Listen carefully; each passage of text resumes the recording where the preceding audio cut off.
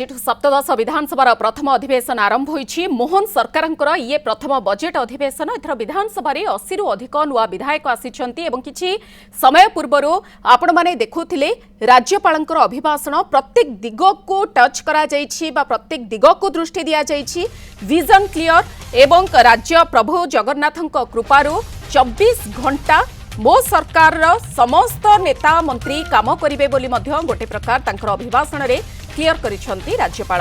ये विषय रे लगातार अधिक आलोचना पई हम सहित रहिसंती प्रशांत स्वाई, डेप्यूटी मैनेजिंग एडिटर इनपुट। प्रशांत, जहाँ आलोचना रहुतला जहाँ अभिभाषण रहुतला जे जो भली भाबरे विजन क्लियर गोटे प्रकार 2036 सुधा किभली भाबरे विकसित ओडिशा हेबो ताहा लक्ष्य रखा जाइछि एवं प्रत्येक दिग को नै कार्य करा जिवो।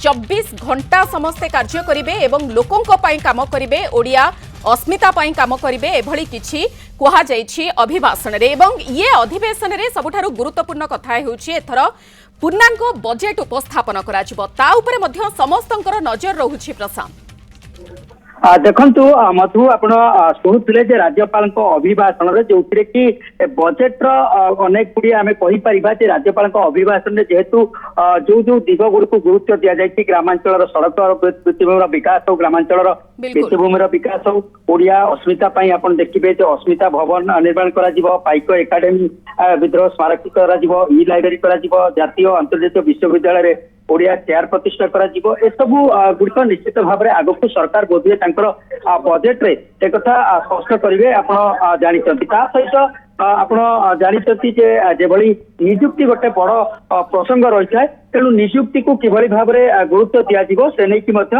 राज्यपाल अभिभाषण रही। राज्यपाल अभिभाषण जो रही स्पष्ट कर राज्य में पर्यटन को गुरुत्व दिज्व, अर्थात पर्यटन को किभली भाव में शिल्प कर अधिक निजुक्ति सृष्टि कर गुरुत्व दि जाए। आप जानते जो कोस्टाल रही उपकूल पर्यटन को राज्य सरकार गुरुत्व देवे। राज्यपाल अभिभाषण एक सामना को आसी जो पर्यटन को राज्य सरकार गुरुत्व देवे।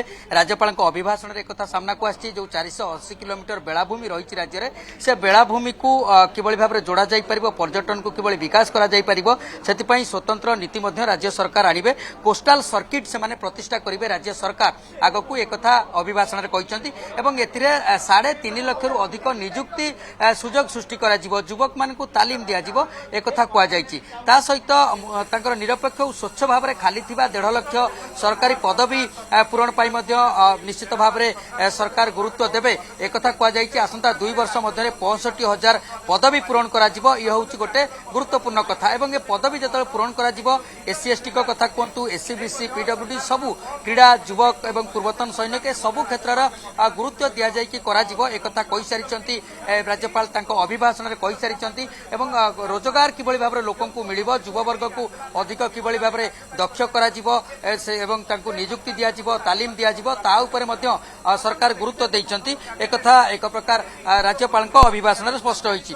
ता सहित आपण जानिचंती जे अस्मिता भवन कथा कुआ जाउतला एवं विकास करने शिल्पर विकास करने जो 3टी बंदर रही धामरा, पारादीप और गोपालपुर ये बंदर आखपाखे नुआ शिल्पांचल कॉरिडोर विकास करने राज्य सरकार गुरुत्व देवे एक कहुई सारी। सहित आप कहते राज्यर जो दुर्गम स्थान गुड़िक अच्छी से लोक सुलभ स्वास्थ्य सेवा किभली जोगाई दि जापर से सरकार अधिक स्वास्थ्य केन्द्र खोलिबे, प्राथमिक स्वास्थ्य केन्द्र खोलिबे एवं आरोग्य मंदिर परिणत करा कारण स्वास्थ्य सेवा केवल आ डाक्तरखाना कुआ ना से आरोग्य मंदिर कारण डाक्तर को भगवान रूप में लोक मानी था। तेणु डाक्तर मान जो काम करेंगे से डाक्तरखाना को आरोग्य मंदिर ना नामित कर एक राज्यपाल अभिभाषण रही।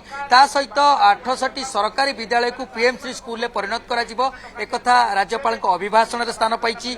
मोटामोटी भाव में कहवाक गले शिक्षा क्षेत्र को मध्य सरकार गुरुत्व देउछंती, राज्य सरकार गुरुत्व देउछंती। नुआ सरकार से दिगरे अनेक कार्यक्रम करेंगे एक स्पष्ट हो सारी। एवं ता सहित आप जानते जो माने सब महिला माने रही महिला मानक पई मध्य अनेक गुड़िए योजना नुआ सरकार कार्यक्रम हबो एवं कृषक मानक पई मध्य अनेक योजना कार्यकारी हबो।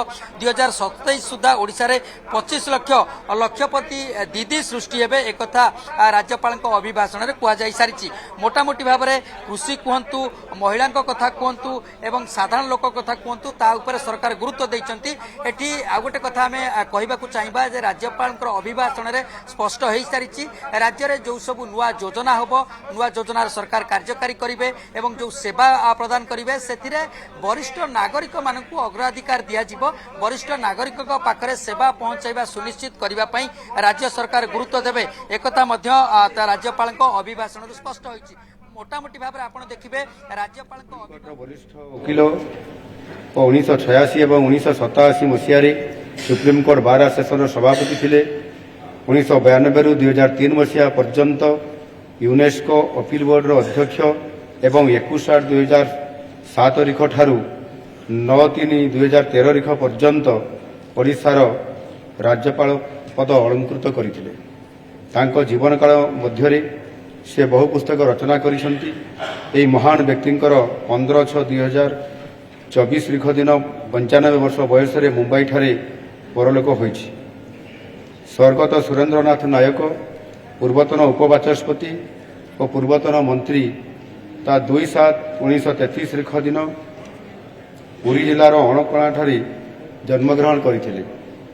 1960 मसीह अस्तरंग ब्लॉक अध्यक्ष एवं ता सहित 1971 1977 1985 1990 1996 2000 मसीहा एवं 2004 मसीह काकटपुर विधानसभा निर्वाचन मंडल ओडिशा विधानसभा को निर्वाचित होते। 1975 मसीह जरूरीकालीन परिस्थिति समय से काराबरण करते। 1977 मसीह ओडिशा विधानसभार उपबाचस्पति पद अलंकृत करते। से ओडिशार राजस्व अबकारी पंचायतराज विद्यालय और गणशिक्षा एवं कृषि मंत्री पद अलंकृत कर सफलतार सहित कार्य संपादन करिसेंती। से 2009 मसीह योजना बोर्ड उपाध्यक्ष पदभार वहन करते। 5/7/2024 तारीख दिन 92 वर्ष बयस परलोक हो जाइछि। से ओडिशार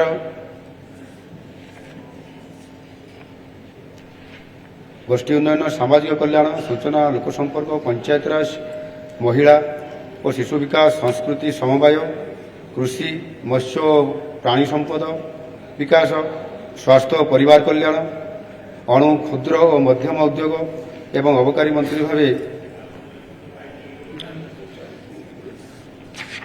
स्वर्गत दामोदर राउत पूर्वतन मंत्री 2/7/2042 तारीख दिन जगतसिंहपुर जिलार मल्लीपुर ठारे जन्मग्रहण करथिले। से 1977 1980 1990 2000 एवं 2004 मसीह एरसमा विधानसभा निर्वाचन मंडल 5 थर एवं 2009 और 2014 मसीह पारादीप विधानसभा निर्वाचन मंडल 2 थर ओडिशा विधानसभा को निर्वाचित होते। से ओडिशार गोष्ठी उन्नयन और सामाजिक कल्याण सूचना और लोक संपर्क पंचायतराज महिला और शिशु विकास संस्कृति समवाय कृषि मत्स्य और प्राणी संपद विकास स्वास्थ्य और परिवार कल्याण अणु क्षुद्र मध्यम उद्योग एवं अबकारी मंत्री भाव दायित्व निर्वाह करते। 22/3/2024 तारीख दिन 82 वर्ष बयस परलोक हो जाइछि।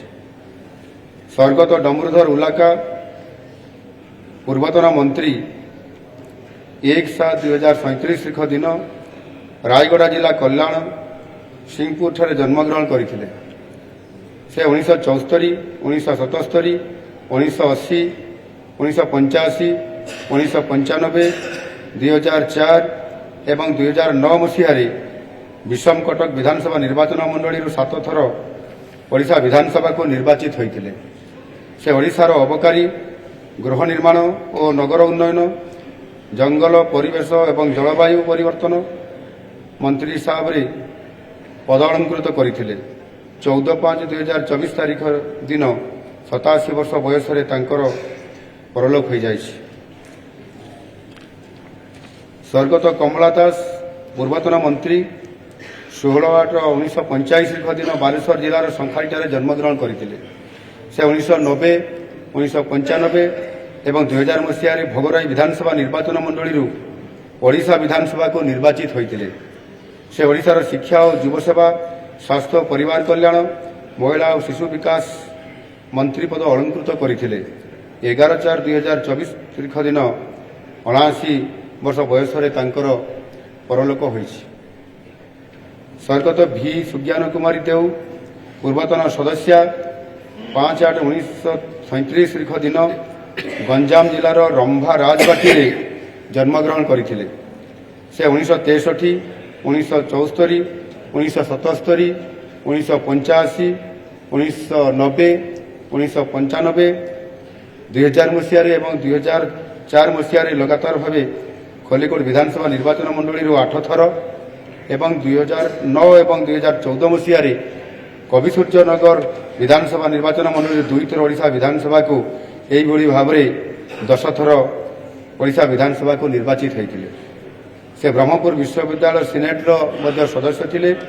2024 तारीख दिन 50 वर्ष बयस परलोक हो जाए। विशिष्ट समाजसेवी पद्मश्री स्वर्गत कमला पूजारी कोरापुट जिलार पात्रपुट ग्राम में जन्मग्रहण करते। से जड़े असाधारण गुणी साधिका और त्यागी महिला थिले। विभिन्न प्रकार स्वदेशी धान और अन्यान्य शस्यर विहन संरक्षण करिबारे से सिद्धहस्त थिले। जैविक चाष को प्रोत्साहन दे से मनीष समाज पई एक सुंदर भविष्य सुरक्षित करुथिले। परिवेशर सुरक्षा पई तांकर अमूल्य अवदान अतुलनीय। 2002 मसीह Johannesburg equator of initiative award रे सम्मानित होइतिले। जातीय स्तर में कृषि विशारद सम्मान रे सम्मानित होइतिले। एतद व्यतीत से राज्य योजना बोर्ड सदस्य थिले।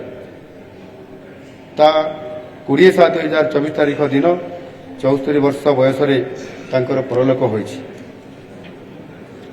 ओडिशा पुलिस पूर्वतन कनेस्टेबल स्वर्गत हिमांशु शेखर रथ 4/5/1996 तारीख दिन केन्द्रापड़ा जिलार हड़दिया ठारे जन्मग्रहण करते। से 19/5/2024 तारीख दिन कार्यरत बेले आम देशमातृका प्राणबली देइछन्।